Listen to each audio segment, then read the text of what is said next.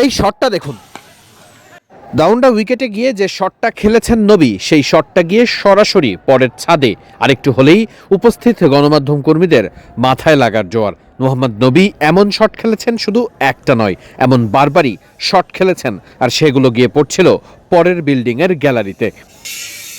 নবী যখন এমন একের পর এক ছক্কা হাঁকাচ্ছেন, তখন পেছনে এসে যিনি দাঁড়িয়েছেন তাকে চেনেন তো? তিনি মোহাম্মদ নবীর ছেলে। বাপ বেটা তো একই দলে। নায়াসিনামাইড ও স্যালিসাইলিক সমৃদ্ধ লিলি ফেস ওয়াশ, যা ফেসের ডেড স্কিন সেল দূর করে দেয় দ্বিগুণ ফাস্টার ব্রাইটেনিং।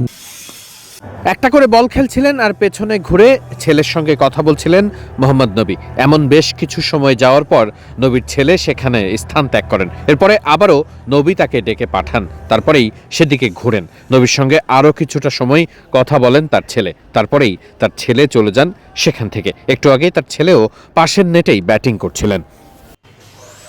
ক্রিকেট বিশ্বে এমন ঘটনা বোধহয় খুবই বিরল, যেখানে বাবা ছেলে একসাথে ফ্র্যাঞ্চাইজি লিগে খেলছে। মোহাম্মদ নবী, নবীর ছেলে দুজনই খেলছেন নোয়াখালী এক্সপ্রেস দলে। নোয়াখালী এক্সপ্রেস দলটা বিপিএলে এবার 3 ম্যাচের মধ্যে একটাতেও জয় পায়নি। নতুন করে দলটার আশা জাগাচ্ছেন মোহাম্মদ নবী, সৌম্য সরকাররা।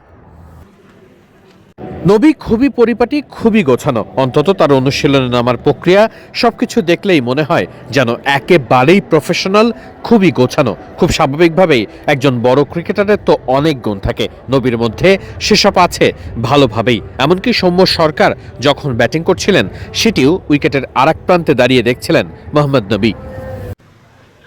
নোয়াখালীকে জিততে হলে নিশ্চিত করেই মোহাম্মদ নবীকে পারফর্ম করতে হবে। এভাবে বড় বড় ছক্কা যদি তিনি মাঠের ক্রিকেটে বাস্তবায়ন করতে পারেন, তাহলে নোয়াখালীর জয় ঠেকাইকে। নবীর অভিজ্ঞতা নিশ্চিত করেই কথা বলবে মাঠের ক্রিকেটে।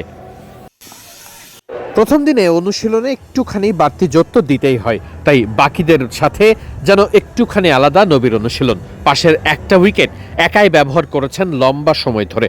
সিলেটের মূল মাঠ আর আউটার মাঠের উইকেটের মধ্যে খুব একটা পার্থক্য নেই, তাই আউটার মাঠে অনুশীলন করে খুব সহজেই মূল মাঠের উইকেট সম্পর্কে পোক্ত ধারণা পাওয়া যায়। কন্ডিশনের সঙ্গে মানিয়ে নিতে নবীর হাতে খুব একটা সময় নেই, তাই অনুশীলনে অন্যান্য ব্যাটাররা যখন সেশন ধরে ব্যাটিং করেছে, নবীর জন্য সেটা পুরো উন্মুক্ত।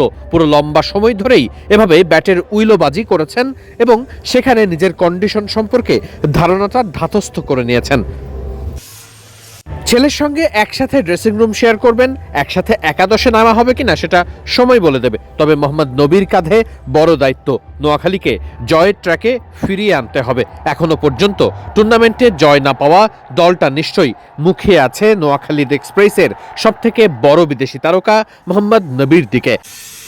সৌম্যকে সাথে নিয়ে নবীর জুটি হবে কেমন, দারুণ নাকি?